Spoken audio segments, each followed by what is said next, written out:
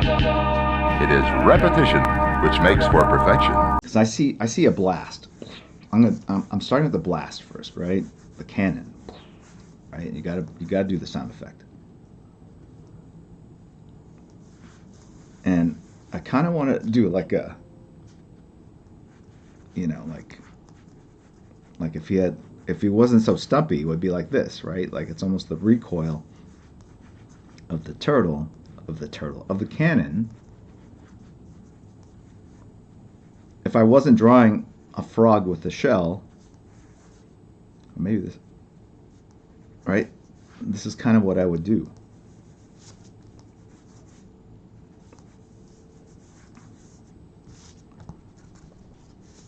This is tricky. This is tricky. I'm not going to lie to you folks. All right, let's start by. He looks evil too. Is he a bad Pokemon? Are there bad Pokemon? Are there villains?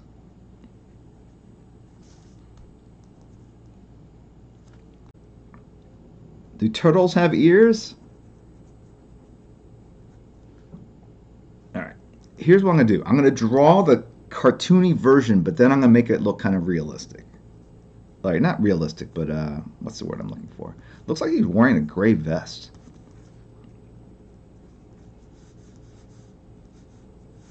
Okay.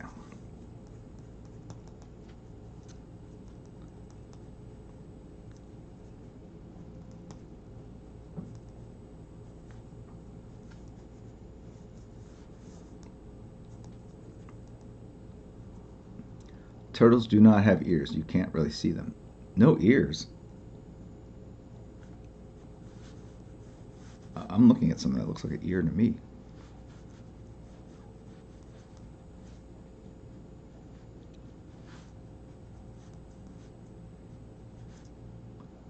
Exhausted. Like I ran the marathon or something. And watercolors, essentially.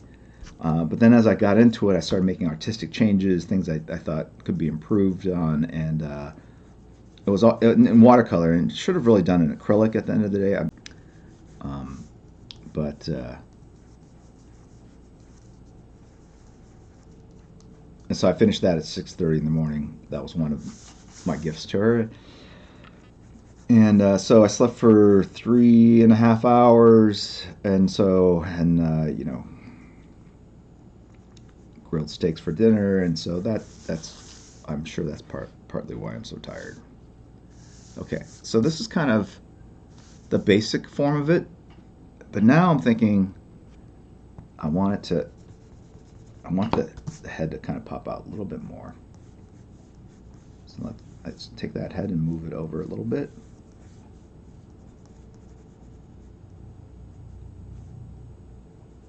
And this is like the computer generated version. Like I see that there's a kind of hand-drawn versions of this character.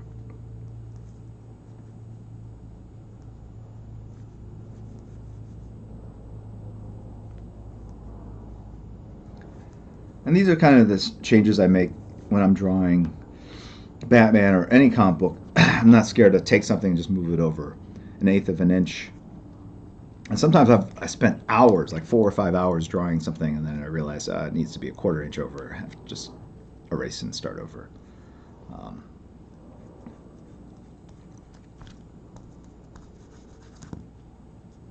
Because if you get into the mindset of like, oh, I've already put all these hours in, I don't want to change anything, it will limit you in your growth. The way you learn, and we're talking about this about the inking process, is the truth is you learn by making mistakes. I mean, that bottom line, you learn only by making mistakes.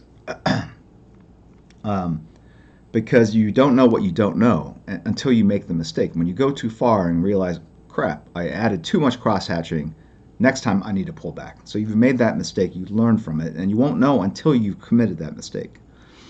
And so that's why if you feel reticent or shy, if you don't feel like I want to erase this because I put in so much work already, you are holding yourself back from learning and becoming better.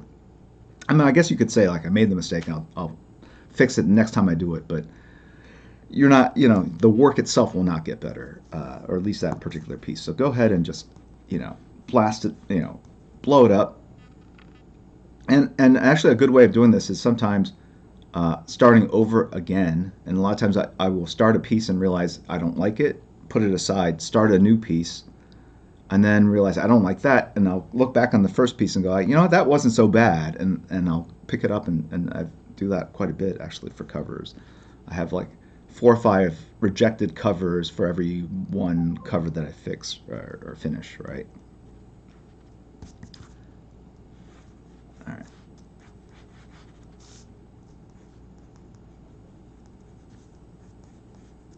And then does Blastoise, does he swim? Where does he hang out? Ocean, saltwater lakes, seawater, or freshwater lakes? Are there saltwater lakes? Does he live in the hills? Cranky, I can't. It's a stream. All right. I'm making his arms longer for the sake of science. Love to see you drawing again. Very passive-aggressive way to say, shut the hell up and get back to the drawing.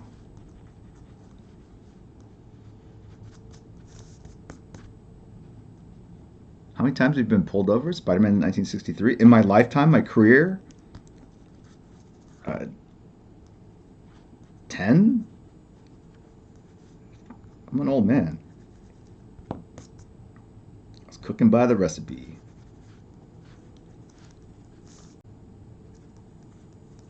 All right, let's. All right.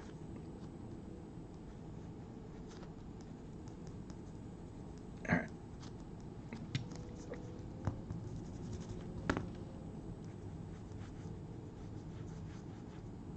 All right. This stream's gonna go a little long. It's Squirtle, guys. Squirtle. Let's do it for the squirt. Okay.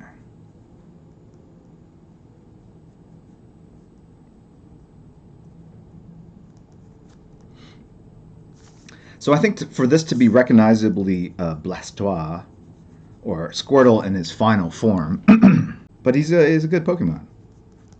It's just the trainers that are bad. So I want to bring that to life in this piece. So I think if I just hit these main shapes, but then add an overlay of realism, verisimilitude in the textures of the skin, for example.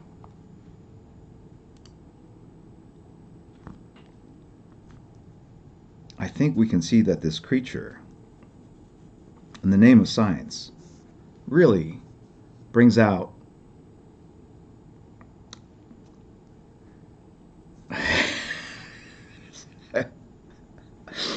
he really brings out really everything that is good about mankind, and how good trainers, the altruistic, the noble trainers, can create the most powerful, inspirational, aspirational heroes.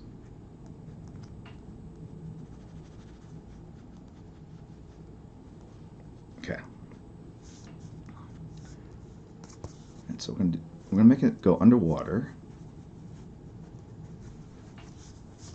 and then we'll have coral.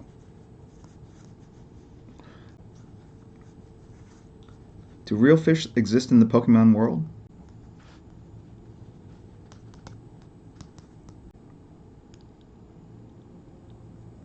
They eat sushi, so yes. The Pokemon eat sushi. All right, let's do this, man. Let's give the world what they want.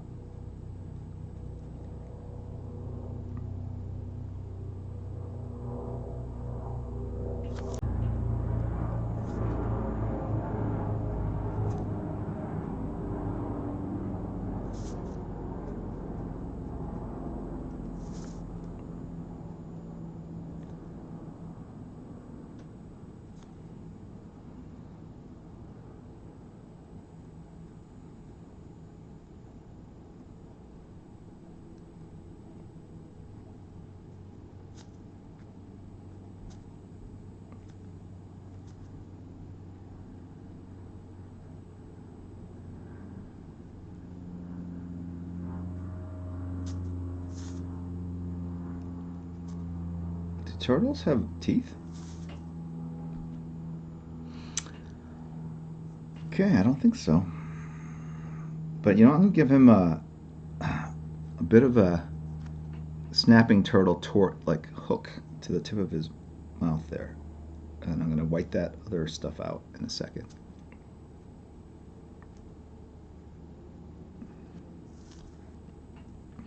He's like a dinosaur turtle. I can't believe anything you say at this point.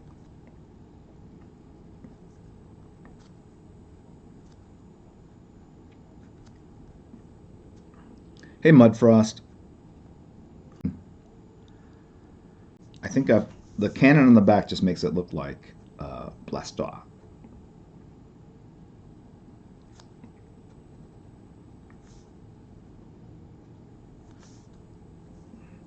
So why am I looking at a tortoise? Because I'm trying to figure out ways to make this guy look more tortoise-like, because he really does not, in my opinion, aside from the shell.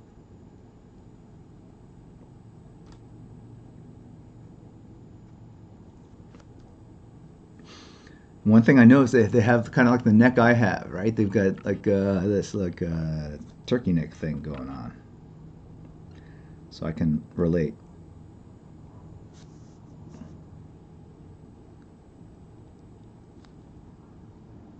Wait, how does it go right into the chest thing here? Okay.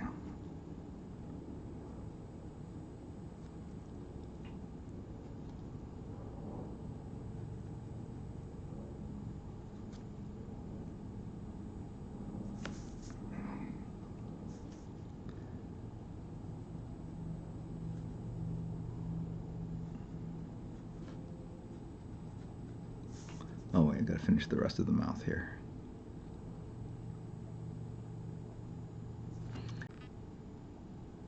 Let's do that.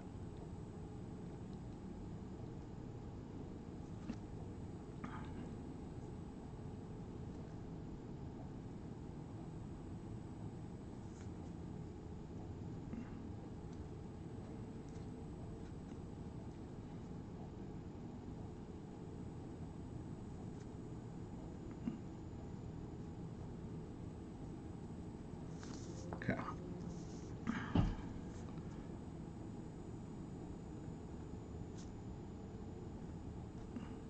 Squirtle. I like Squirtle.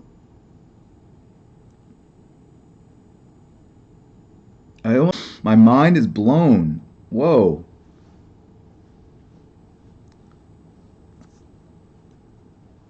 Next, you'll be saying Magneto is the father of Scarlet Witch and Quicksilver. I mean, that blew my mind. Wow.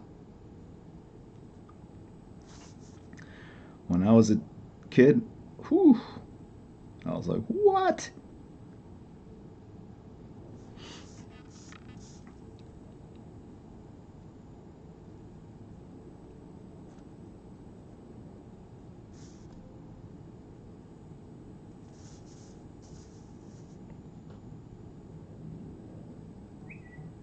Uh-oh.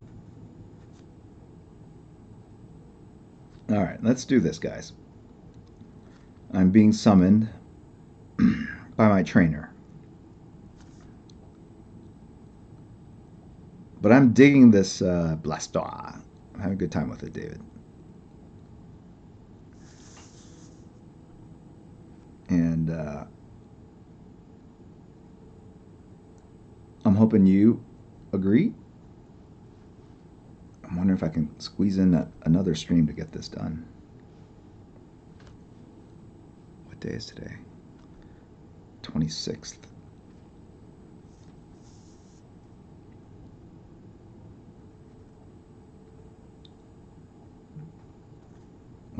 What day is Sunday, guys?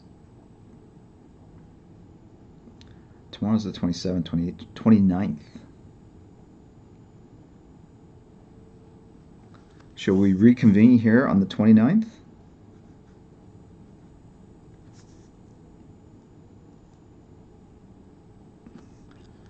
That would be bad. All right. Let's tentatively say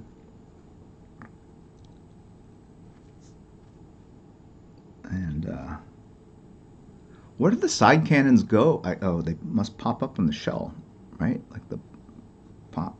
Like, look, if this is the top of the shell, do you know what I'm saying? Like, if the shell has like panels, right? Like, if we're looking top down on Blastoise here, all right, there's like the shells, right? And the tail here. And the main cannon comes out of the top part of the shell that pops up like that. I'm thinking like it's like alien, right? Like it's like all these like tendrils, like that's the only way it makes sense to me, right? I assume that's how it works. Like, and then the side cannons come out of these two panels over here. But since they're down, we'll go ahead and draw that. See what I'm saying?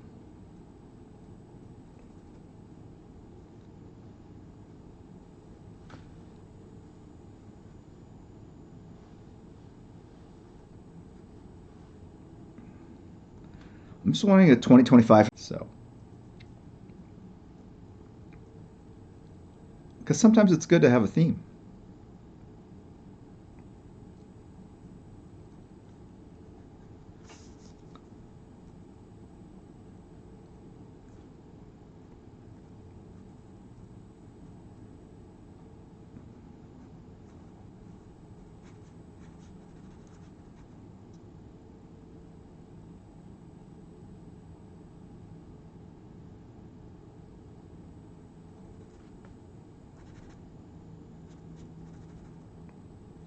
And I'm drawing this blind. My eyes have gotten really bad. This is all blurry. I mean, I can see the shapes, but it's hard to see the fine detail of it all. But I won't need to do that until. But I'm wondering if they're like ligaments and weird tendrils, like the kind of.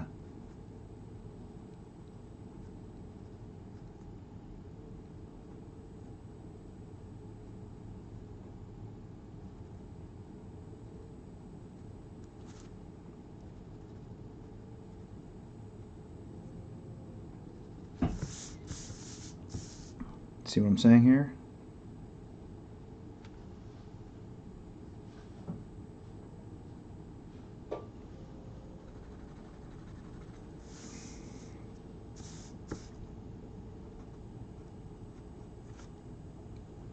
David, I hope you like this.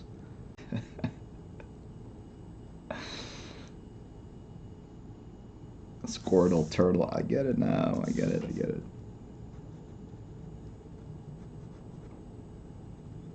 So I'm doing this because I want to give myself visual clues or sort of reminders of what to do later, which is see how I'm kind of the light source is here. So the Squirtle, turtle, war turtle, Blastoise, he's got the tortoise skin, right? But the idea is that if it's all kind of rough texture like that, it can form shadows underneath, right? And so, right. So this is kind of like the final, like this is like the third form, first form, right? So I'm giving myself kind of like a indication of kind of where it needs to go at the end, which is these areas over here can be all black.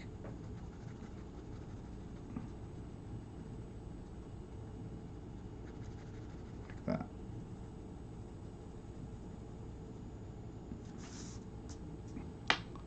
All right.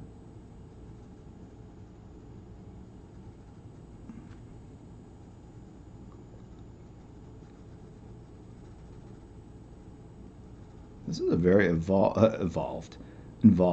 piece. There's a lot going on. Please watch it on Max. Picked up for a second season.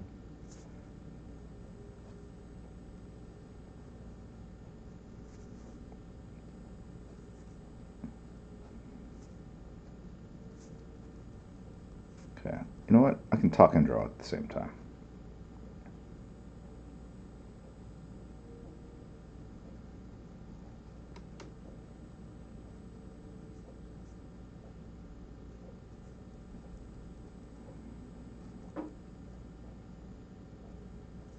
Now we're just going to make the transition from black area to white, knowing the light source is here.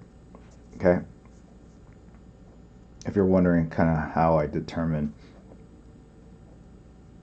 And we're going to give Blastoise a, I was going to say amphibious, but turtles are reptiles, aren't they? Tortoises.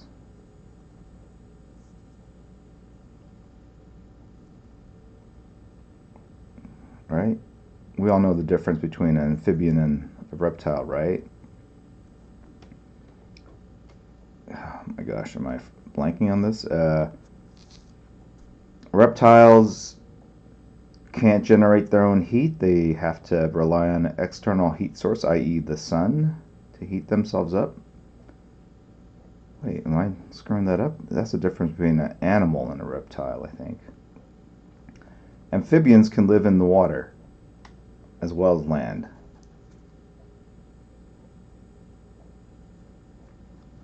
It's very early here.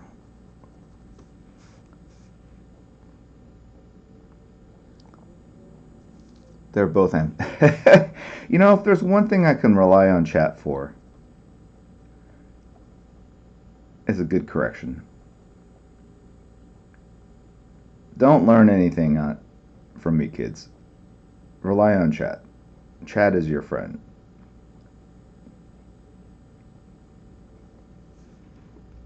Chat Lee GT. No, I gotta work on that a little bit more. The dad jokes are a little soft today.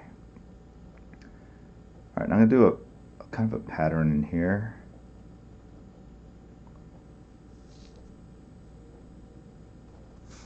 Alright. This is kind of proof of concept, if you guys know what that term means. I'm applying it to a drawing, which is weird, but the idea is, so I'm creating in here a thin sort of a vertical of what the whole piece is going to look like, and that will serve as sort of my spirit guide, North Star, as you will, to how the rest of the piece should look. So this arm is going to serve as sort of my guinea pig for the level of detail, the textures, the lighting, all that. And we're going to enjoy this. You know, if there's one thing I want you guys to walk away from this stream, is that drawing, creating art should be highly enjoyable. You know, when I was younger, I always thought like art was sort of an extravagance, sort of a luxury good. Like you could live life without art, either creating it or having it, looking at it. But as I've gotten older and seen sort of the horrific elements of life, how sad and hard life can be, I think art is a necessity. Can't live without it. Strange how that works, huh? And for those of you who are older in chat, I trust that you feel the same way. Meaning life can be not just hard and cruel unintentionally, but it can feel at times very powerful and out of our control.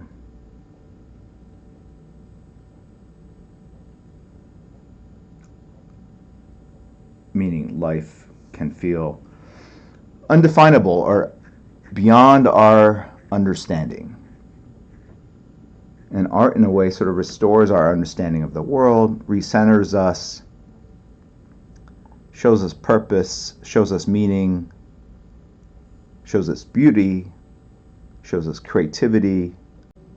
And that could be a powerful remedy, I think, for how hopeless or cruel or random life can be. And certainly for the people, my heart goes out to the people in Korea. Flight from like Thailand, Bangkok to Korea, Muen. I don't know if I'm pronouncing it correctly, but pretty horrific. And you know, what's crazy is the relatives of the folks that were on that flight that crashed, how they must feel. But it certainly gave me pause, and pretty crazy. Yeah. And Systems 1, when I saw the first headline, like Korean airline crashes, like I was like, what? And then horribly, I felt relief that it was a different flight. But I mean, that's just unbelievable.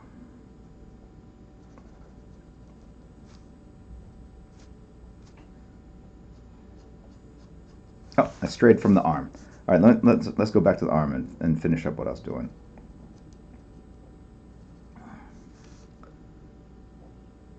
When you do a lot of cross hatching like that, it becomes kind of a gray, muddled mess. It shows that I'm lacking confidence in my shapes. At least that's how I read it. So I want to push, and even these black areas here have tiny little bits of white, and that does create a gray effect. And so I could probably, maybe I should get a brush. All right. So I'm finding the patterns of pure black that are going to define this forearm for me. You can see that pop out now. Is David on here by chance?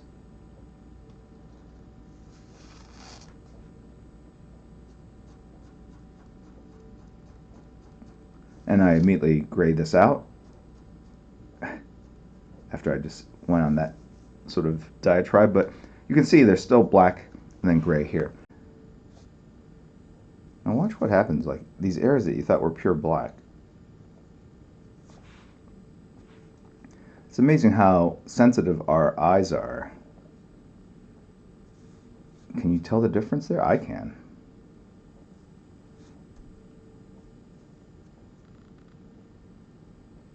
Okay, here's his forearm.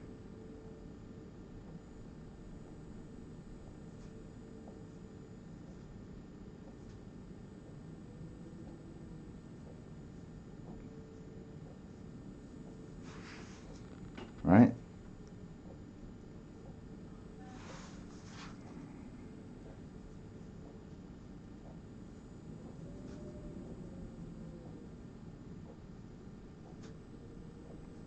So this is the core shadow stuff I was talking about, right? That was what I was trying to get at.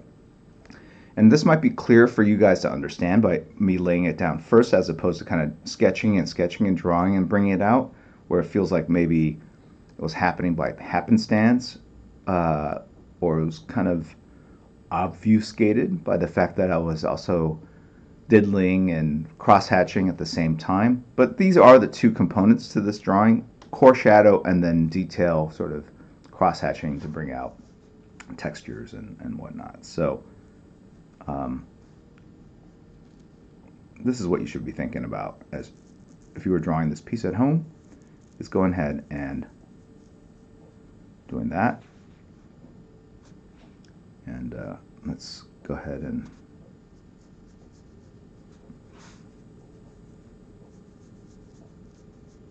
there's core shadow there of that, with those spikes. Oh, there's a tail, right? Okay, yeah. Let's make sure we got the tail represented. The tail's going to have a core shadow, kind of a center shadow there.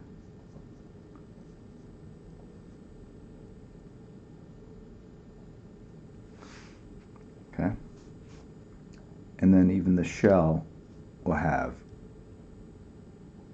a shadow along the segments here.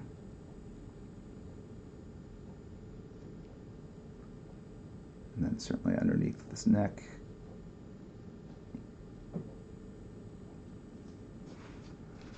And let's go ahead and pop in a core shadow right here. Let's make that darker.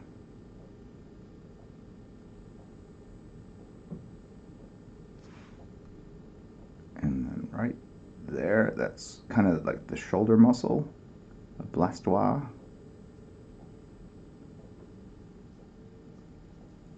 And I'll go right there.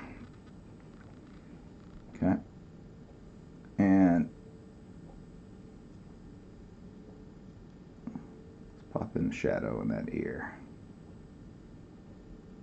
Pop that ear out a little bit. And then I think we need something underneath here. Kind of pop that mouth out a little bit.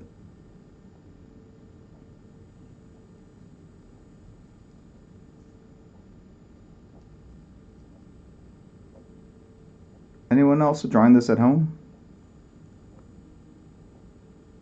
Oh, I know I was supposed to do it first thing. We talked about who was going to send in art for me to ink on stream, and I never rolled for it. Silly me.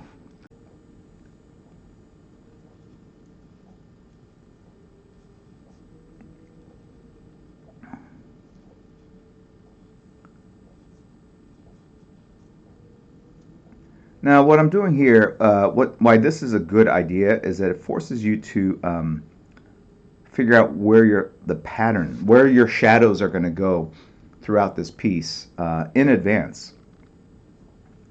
You know, will it be all black in the center area here like that, you know, or is it, right?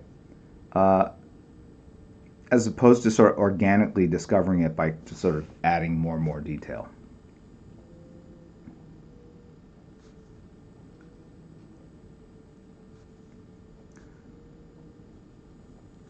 So try it. Next time you draw, go ahead and grab the brush and start going, where are my core shadows going to be? And if you don't know, it means that probably when you're drawing, you're sort of discovering it as you're drawing, going, maybe this should go into shadow here, right? And really, as an artist, you should kind of know that ahead of time in your head, like, you know, what is the contrast of this piece going to be? Like, imagine there's a slider, or on the left, it's all blown out and white, and on the far right, it's all dark and shadowed, and in between, the grays sort of become darker or lighter, and you can kind of see a different version of the drawing in degrees of contrast. Contrasted values, I guess, is the word I'm trying to say. Does that make sense? And maybe this head here should just, like, the problem with drawing a lot of detail before and then adding the shadows after is you feel very precious about the details, like work you've already done. Bonsoir, Lucas Blight. And and that's not a good thing to do, because you want to draw in service of the art, not in service of the work you feel like you've put into it. What does the art demand? What does it want? Does it want it to be all black here? Screw the detail that you already put in? Perhaps. That's why you gotta be a little fearless, I think, when you're drawing.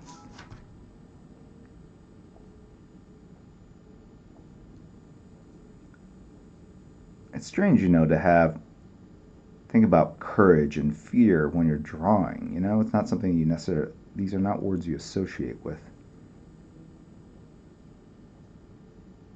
sort of a artistic pastime, right? But they very much are a part of it. It's hard to predict. It's hard to control kind of how things work out. Does he have spikes? Does Blastoise, I don't even know if it's a he. Does Blastoise have spikes coming out of the tail? Anyone? Chat very quickly. Save me a little Google search. So now that's the core black, and now I'm going to go ahead and pull out of that area and create middle values. You got to wait for the ink to dry, because you don't want India ink on the tips of your markers, because it will screw things up.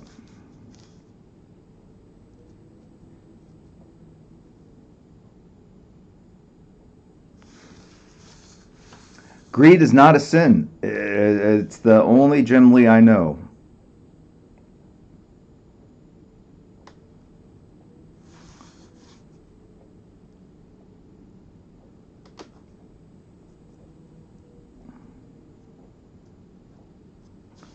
Now the what are these things called? What are these called? Claws? Yeah, I'm just doing a line, parallel line texture, kind of show that it's more like it's a different texture than the skin.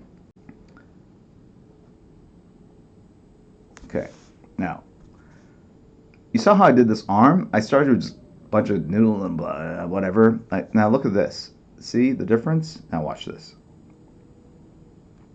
Watch this. Aha. Uh-huh.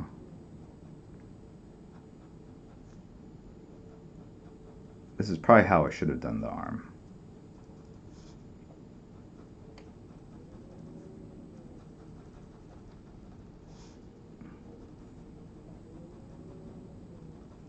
But then it won't match, right? It'll look odd. Like it's almost two different styles or approaches. So I'm going to make it match that. Or maybe I could put white out and make it match at the bottom. But I think I'm going to do it this way.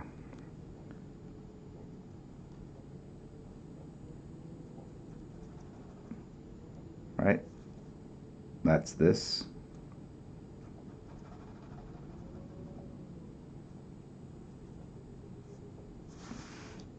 Right? And then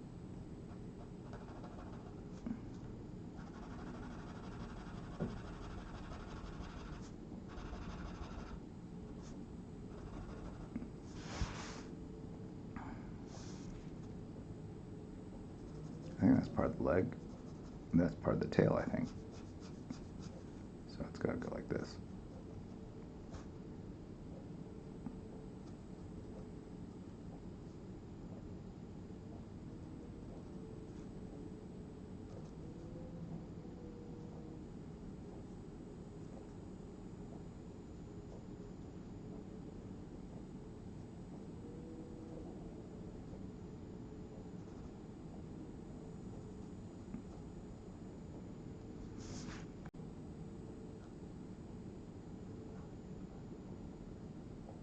I tried to do some singing last night. Ugh.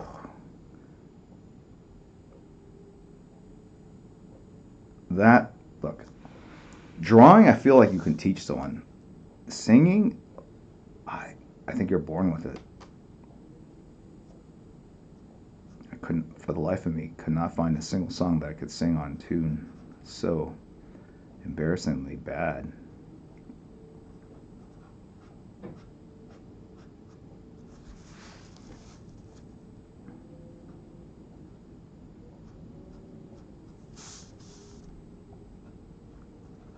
Oop. What if you're so far from hitting the notes that you're in another solar system? In fact, my muscle memory of is of hitting the wrong notes. That's how bad it is.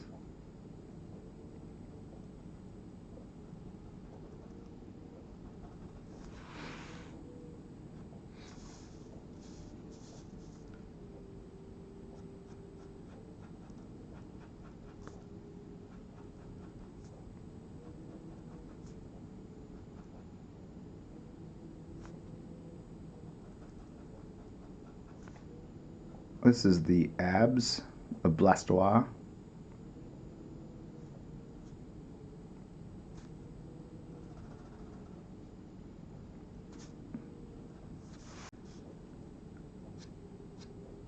See, so you saw how I did those toes? Now, this is the other way. If I just started like...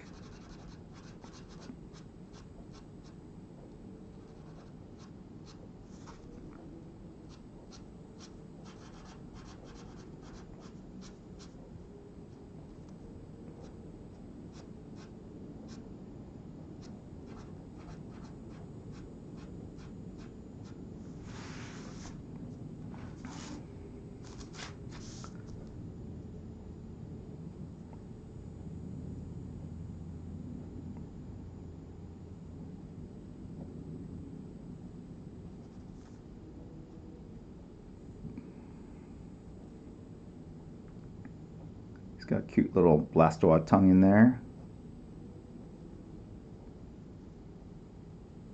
Oh. Sort of gnarly there.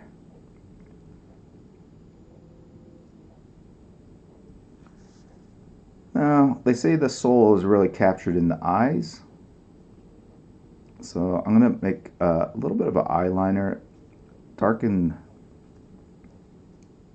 to darken the values around the eye so they pop a little bit more out of the grayness of the face. And I'm going to pull up some reference to see how they did the eyes in the very cartoony version. The version of that everyone knows and loves. This is nowhere near the accepted sort of take on Blastoise.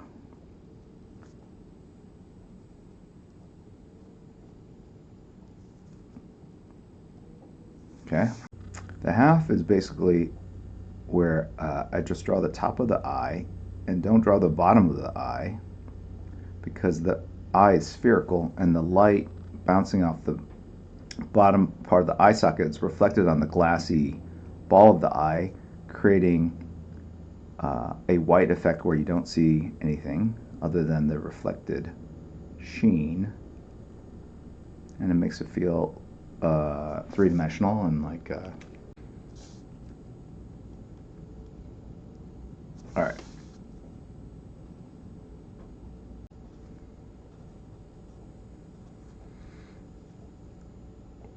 You know, trying to draw all 151 Pokemon, it's not the worst sort of aspiration in the world, right? It certainly gives me a focus. In the early days of the stream, I would have to like go to chat and we do these like very complicated sort of vote-offs,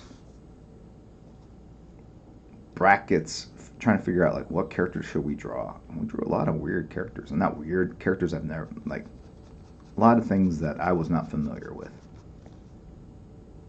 which was good. It was kind of pushing me to sort of think about characters in different ways that I was not used to. Yep.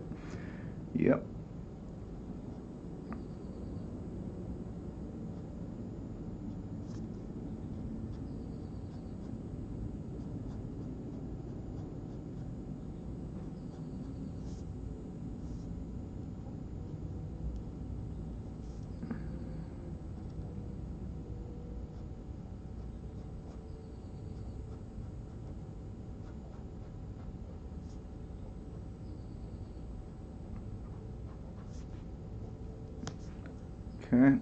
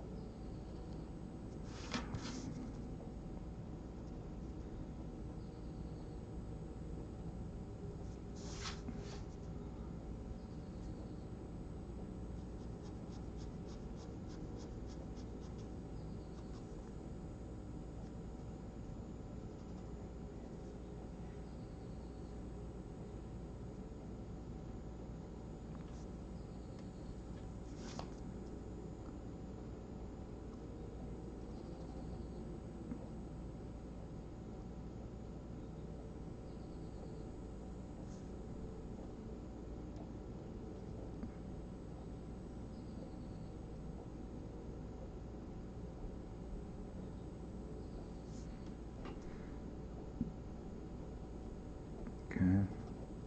Just beefing up some of the lines to make it pop a little bit. Let's go back to the eyes for a second. Do Pokemon get meaner as they evolve into different states?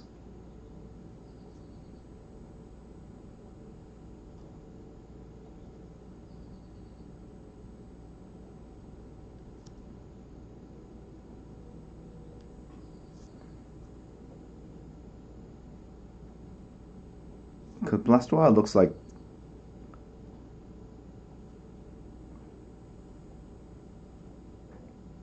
someone that will come to your house and do a, what's it called, a double decker, upper decker.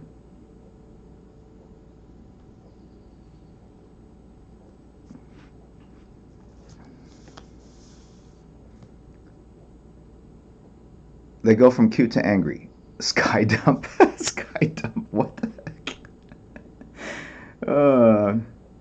PG-13.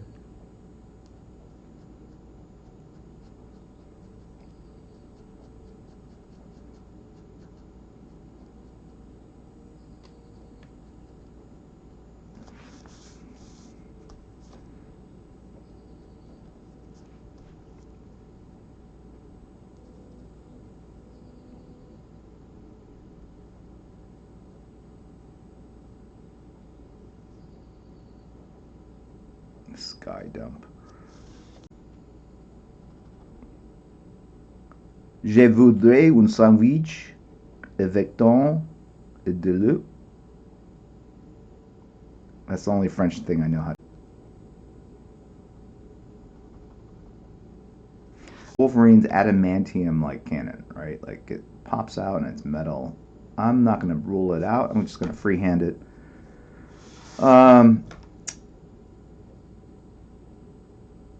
Yeah, I probably should draw that circle first, right? So I make sure that the outside kind of mirrors the inside. Ooh, ooh, ooh, ooh, ooh. I don't know why I made that monkey sound, but it doesn't matter. It doesn't matter because this is all going to be white out right here. Boom, boom, boom, right?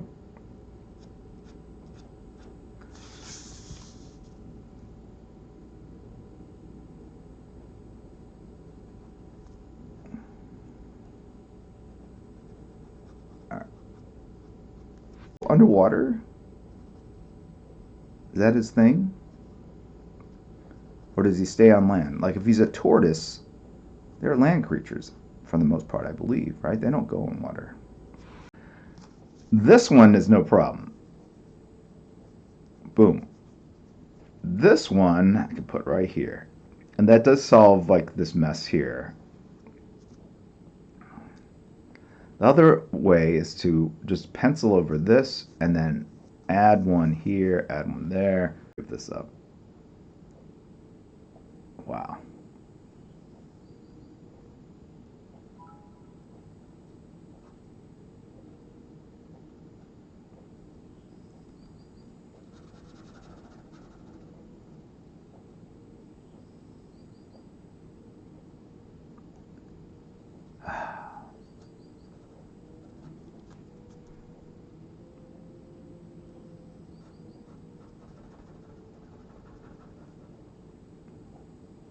Okay. Look at this. I can't even draw a perfect circle. Wait, it also shoots water? Ah.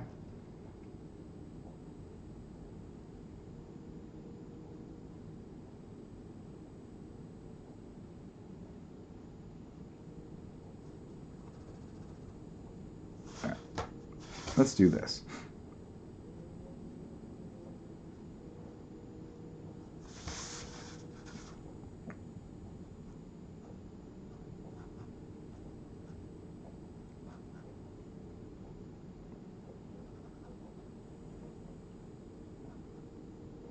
Okay. And then we're going to throw the shadow in of this claw here. I'm not going to let anger define me. Feel the anger.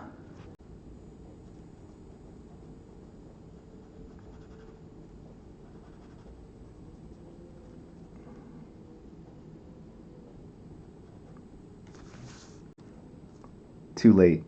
No backsies.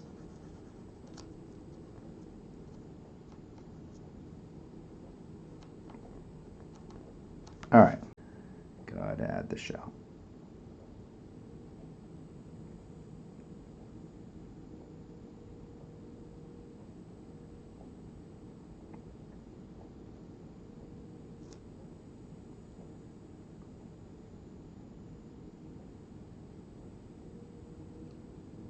I'm holding my breath.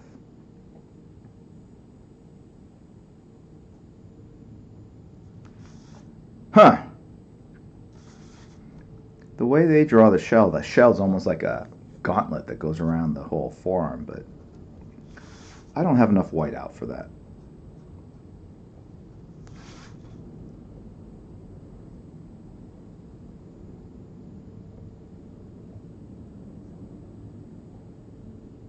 All right. It's not going to do well if I can't go there yet.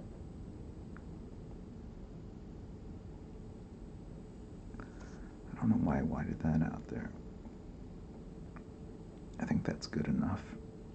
Gut genug.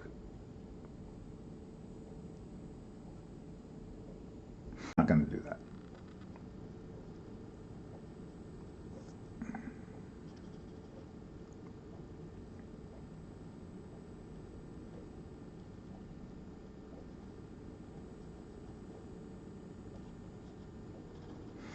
I figure out how I'm going to do water coming out of its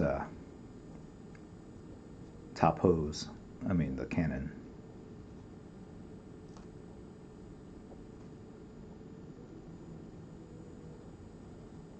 Right, so Trevor, Kai, you were at church.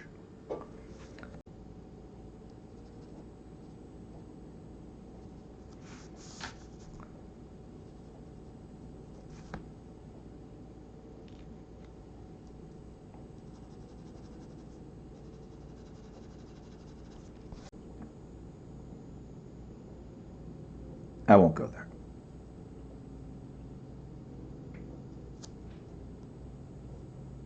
There are limits.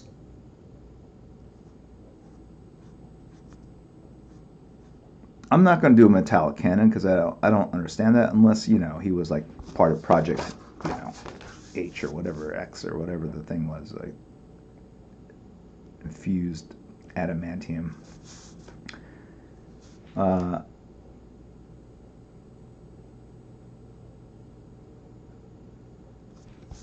Okay, and he's going to have some clouds. Poof. Boom. And then some bits of dirt that go flying up because friction and traction, i.e. physics. All right.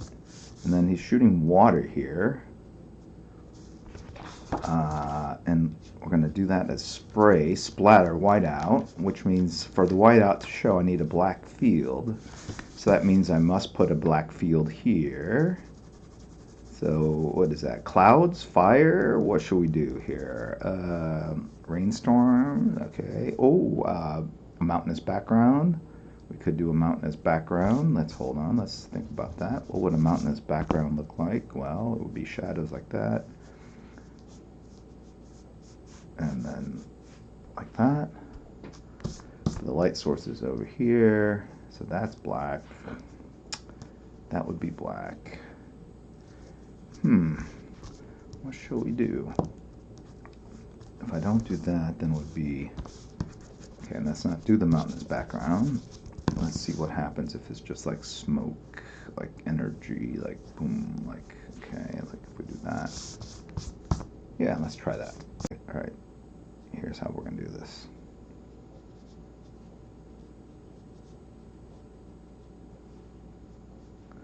Let's pull up the reference for Mount Fuji.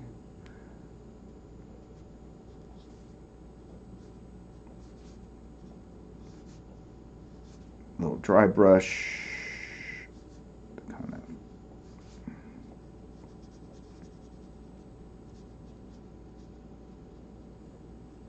Okay. And then wet brush here. Okay. And I know that looks strange because it's a straight line there.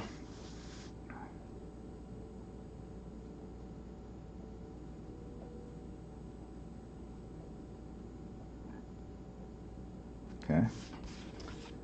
And then over here. It's snow on the top. Okay. This way. Yes, that's the way. Upside down. Where was chat? For not piping up and saying, you are inking the white snow black.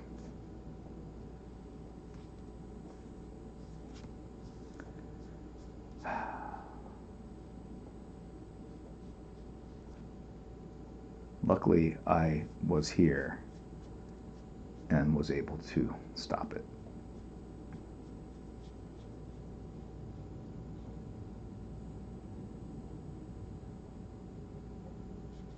Hey, Drew Bittner, former Wildstorm editor.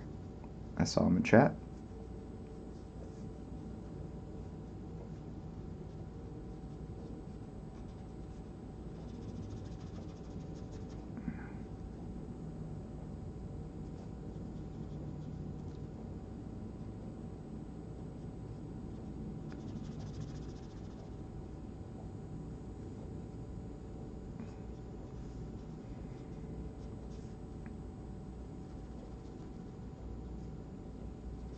Now I'm just letting like the brush just create some random shapes for me here. Okay, boom, boom, boom. How am I going to do this? All right. I don't want the black to pop there. Let's go ahead and do this. Let's rethink all my light logic a bit. Let me get that in frame here so you can see what I'm...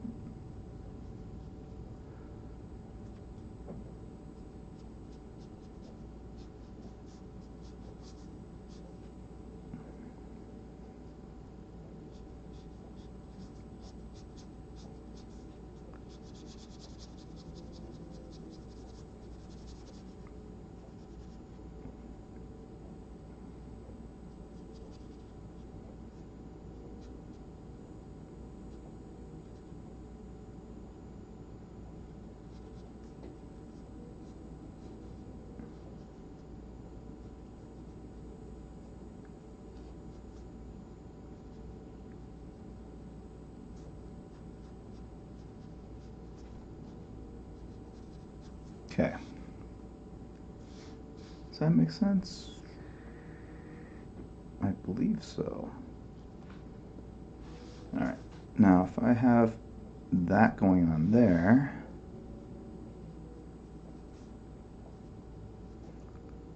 you know, I thought I would be done with this in like half an hour.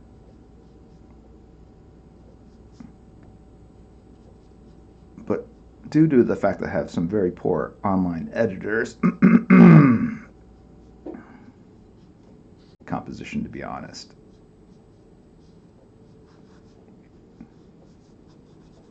You're going to see history being made right in front of your eyes.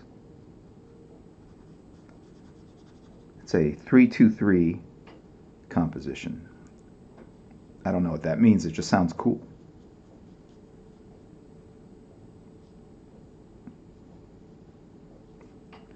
That's foreground, ladies and gentlemen. That's not the background. You'll see. How? How is that possible, you say? Well, we'll see. And let's see if we can make this work here.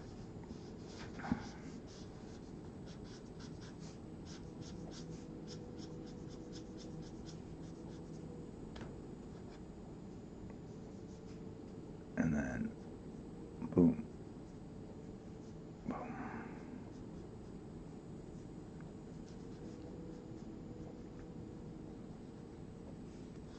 Okay.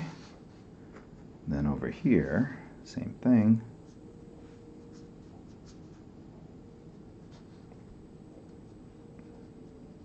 If you're inking this at home, you're probably going, what is he doing? My whole drawing is looking like a mess right now. Especially if you don't know what these sort of black shapes are and just sort of Greeking them in. Why it's called Greeking, I don't know.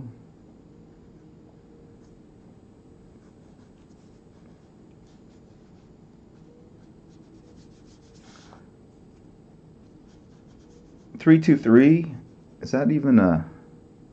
What is that at? 3, 2, 3 is 7. No. Any sports with 8 players? No. It would have to be 4, 3, 4. What's 4, 3, 4? 11? That's too many. 12. What am I thinking of? What is it in soccer? Blastoise CCG. I'm already done. I watched ahead and avoided all the mistakes. Exactly.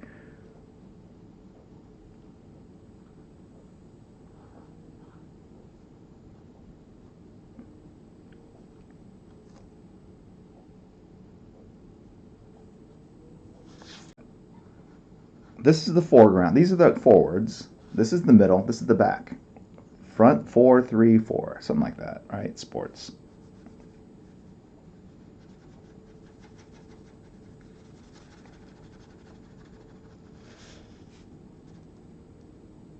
Okay.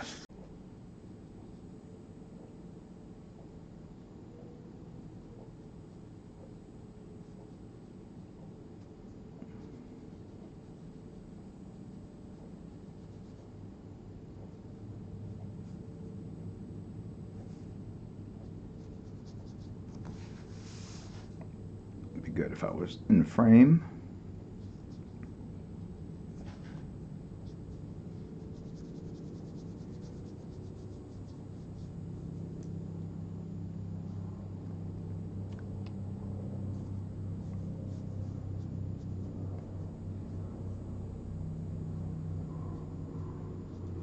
All right.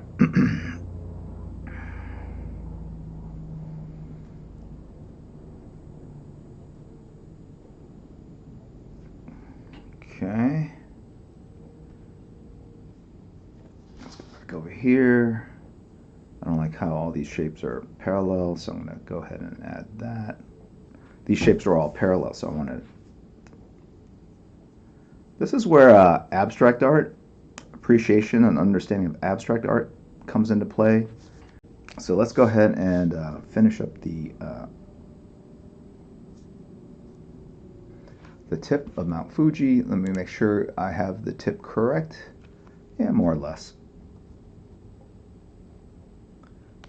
More or less, as I offend an entire nation. I'm going, that does not look like Mount Fuji. Oh, it looks like it's a little bit of a flat top. Yep. It is. Okay. Alrighty then. There we go.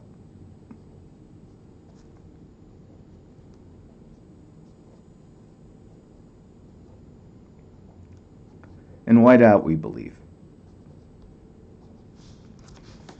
So let's go ahead and pull up all these things here into the white. I do, this is give me Bob Ross vibes here. Just the way it's like a landscape. It's made a happy accident there.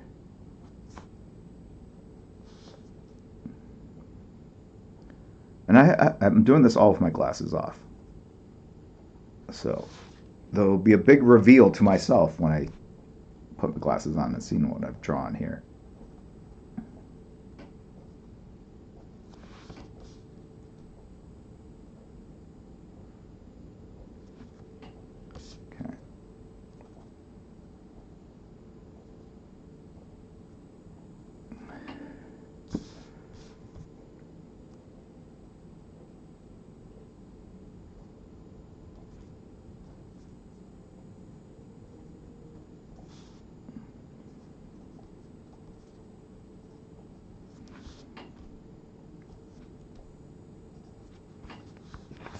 Okay.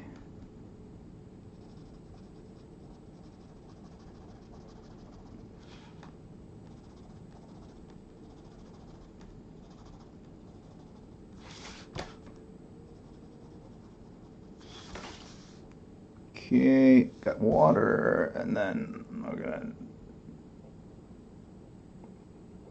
I don't even the water comes out this way.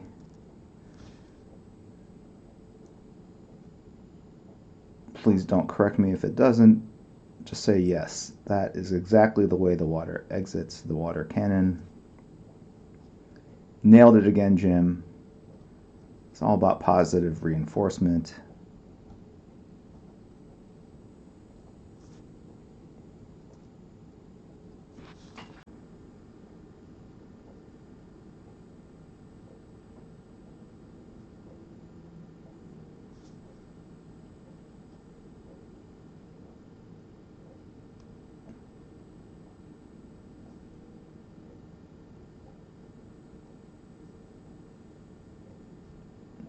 Oh, look at this.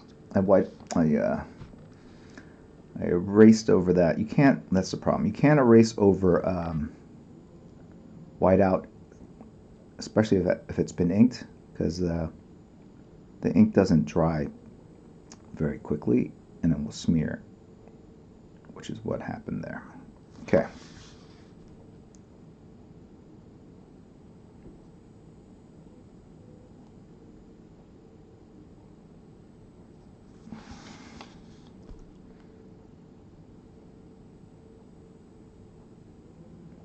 But I will fix that.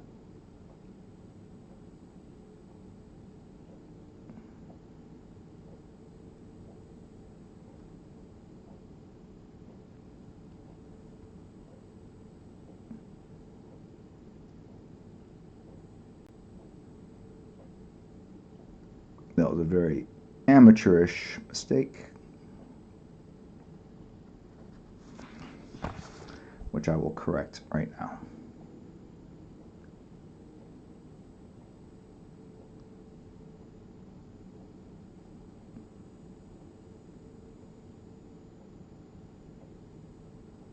Okay.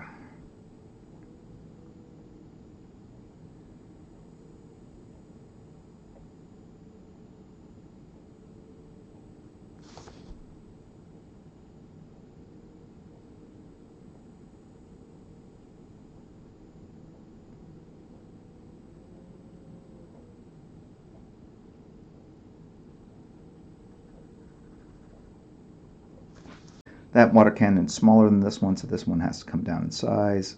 So let's go ahead and use this opportunity to shrink that water cannon down. Like so. And let's clean up that shell again, which was all messed up. And let's recreate a shell over here because I just drew scales.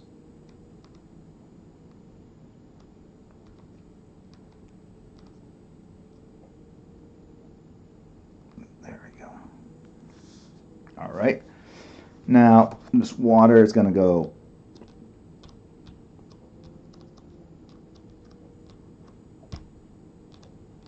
and we're going to do some splatter.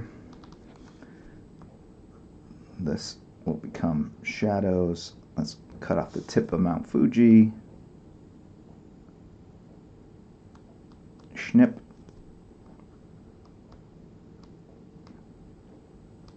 I should have said something in Yiddish, but I don't know any Yiddish. Let's just use those little white black shapes there as shadows.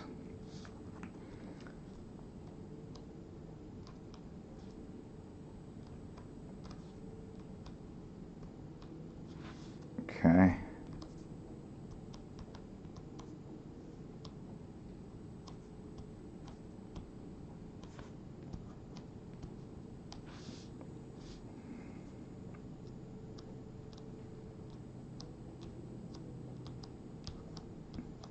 This is the rest of Mount Fuji coming down.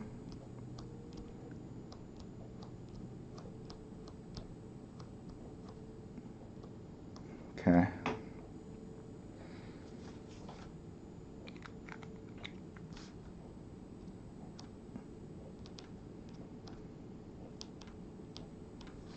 Okay. And I'm going to go sideways, horizontal like that. See, the spritz is fairly thin. And I'm going away, like horizontal to the floor, which is like kind of where you'd have fog, I guess, horizontal to the, fog doesn't go vertical usually, right?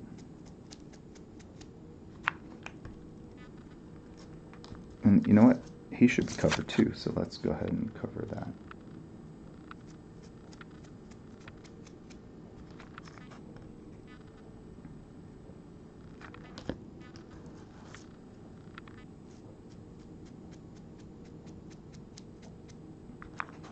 I want the bottom to kind of almost disappear, so there's going to be a fair amount right here. Just keep layering it on.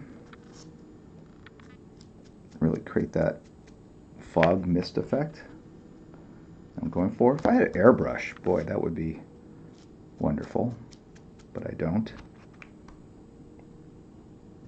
And it's kind of a cheat. Not cheat, but it gives it a very refined kind of texture. What I like about the toothbrush splatter is that it is more it's a larger grain. You can see it. Just once you go airbrushy, it gets all like, then all your values have to be kind of very subtle and refined.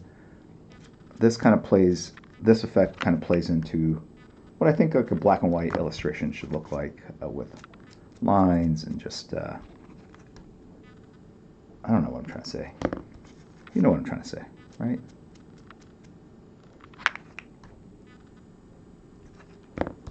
Can someone in chat translate what I was trying to say? while I'm doing the work. Anyone understand what I was trying to say? Different dot size, right? But also, a airbrush has a mechanical look to it. You know a device made it that. And even though a device is making this, it's a toothbrush, it is more analog, I guess, is what I'm trying to say. Now I'm going to just go ahead and smear some of it at the tips.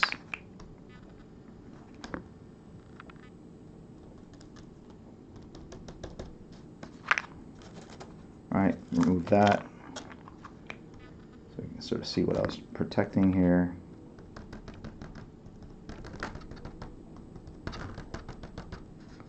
So take that into account.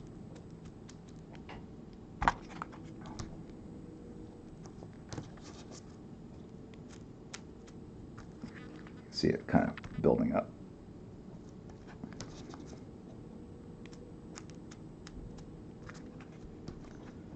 I get a lot here. Come on, come on. This marker is almost empty of white out.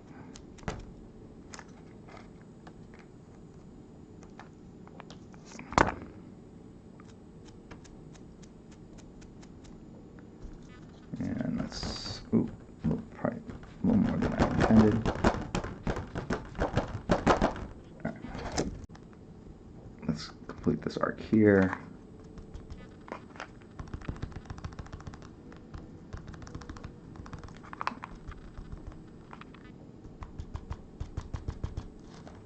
And hope for the best. All right, this is what I'm saying. It's a 3-2-3. There's white out in the foreground, background, and then we're gonna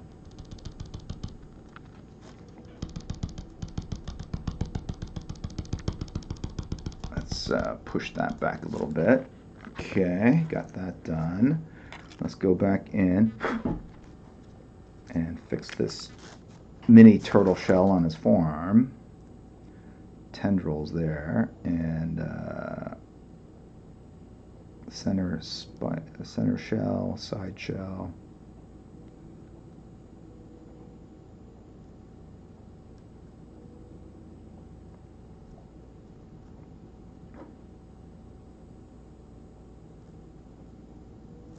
So got that.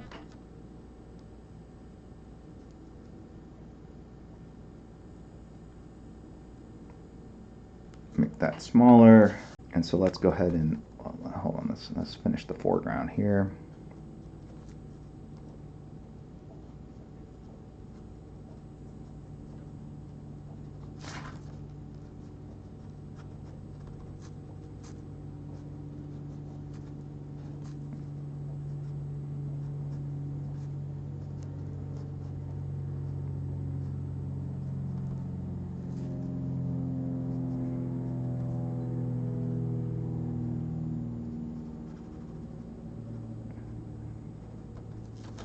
Top of a water bottle cap, put a little ink on our natural born ink brush that we're all gifted with at birth, and let's go ahead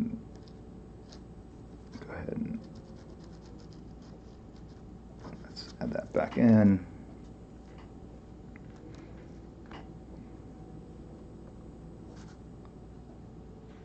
Okay, got that. Get rid of some of these dots here, keep some of them since it's snowing, and be good to have a little, go back in, clean up that edge there.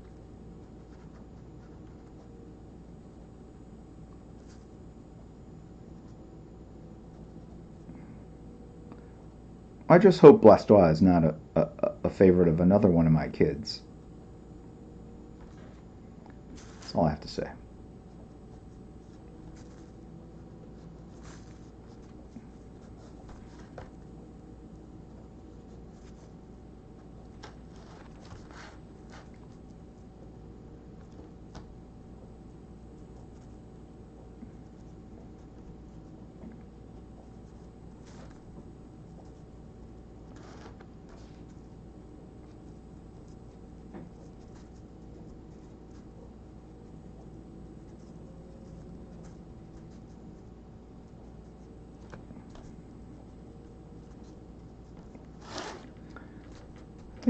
we're mostly done with this. That up a little bit.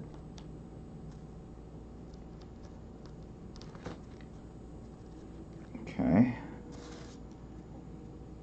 And erase some of the pencils here, but avoid the mini water cannons so I don't smear it. I like to leave some pencil on there just because I think it looks cooler. It's more like a sketch rather than a finished piece. Gonna ink some dits and dats, just like little bits here and there to just pop out certain elements. Watch out, this corner is still hot, it's still wet. So let's go ahead and let's clean that up a little bit.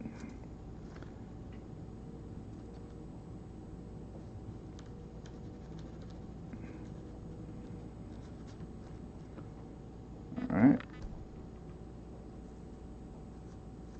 This is a little precious, a little too much detail given how simplified everything else is. So I'm just going to simplify the shapes here a little bit to bring that more in line.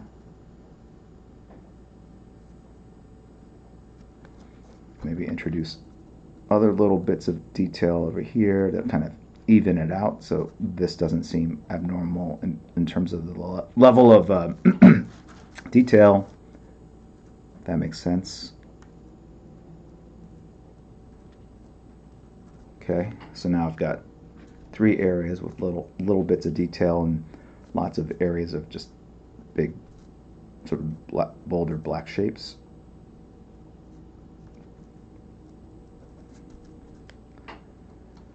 And then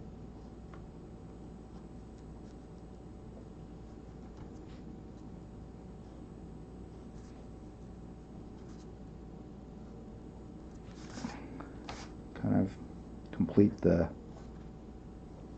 suggestion of smoke from the leaping that you're seeing. Right? And do a pass of just making the borders just a little thicker in certain areas.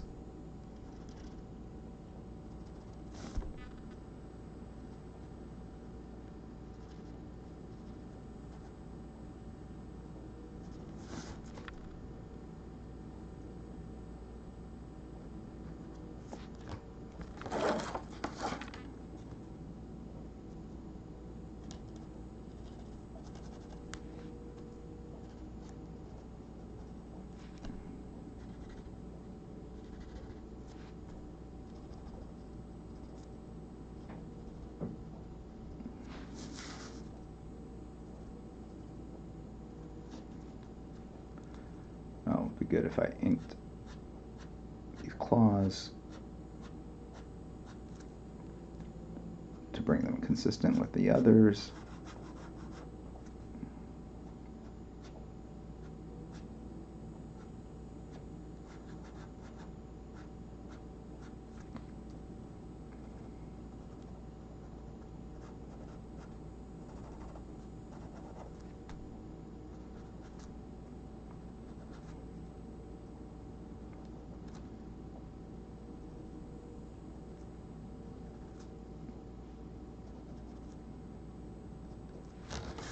All right.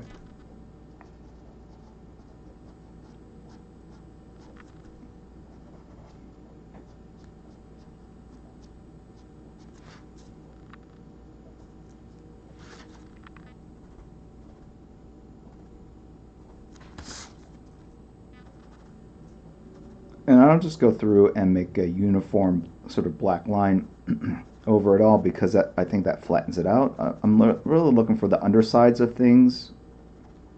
Just adding a black shadow.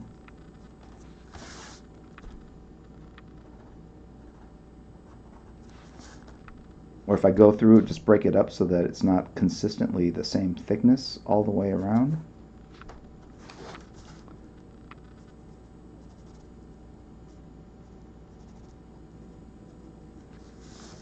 And now, lastly, the shell. I just want to pop that shell a little bit off the body a little bit.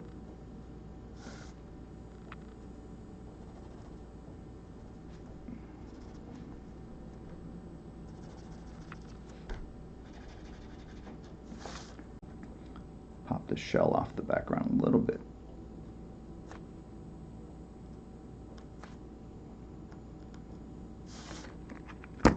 And then clean up some of these edges here that look a little like, you can see kind of the tool itself, the thickness of the tool giving me the line, and I want to just thin out the edges oh so subtly.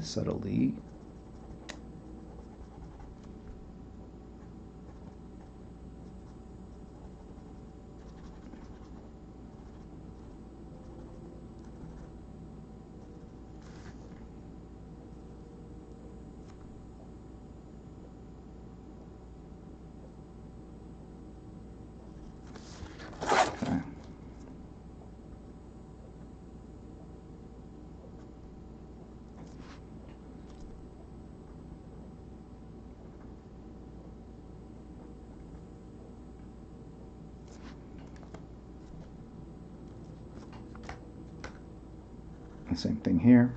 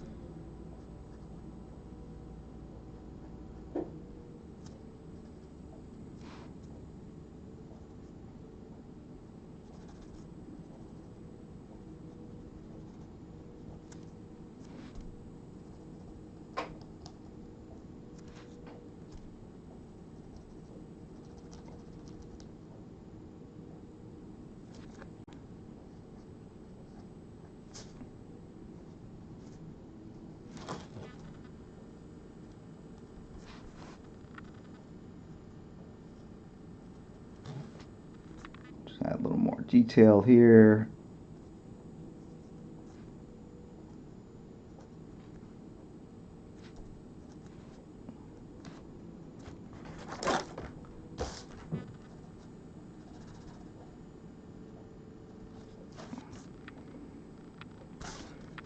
And I think this is a little busy in here. It's a lot busy, what am I saying? Let's just simplify some of the thicker shapes.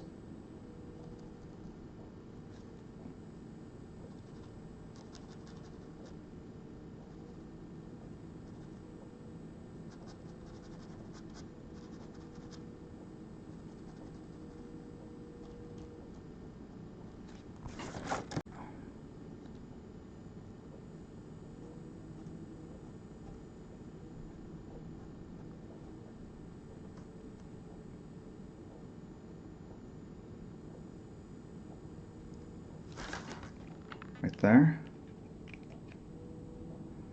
It's an interesting little place for a signature.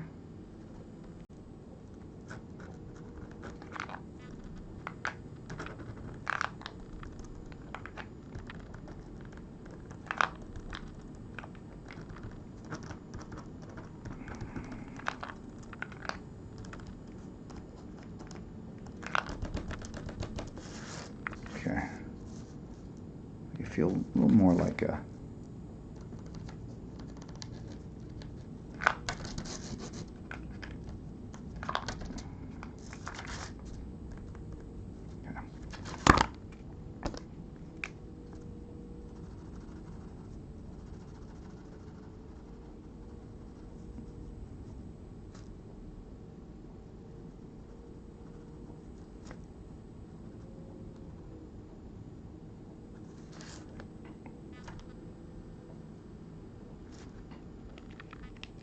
make it feel a little more like a fog. Yeah? Oh. All right.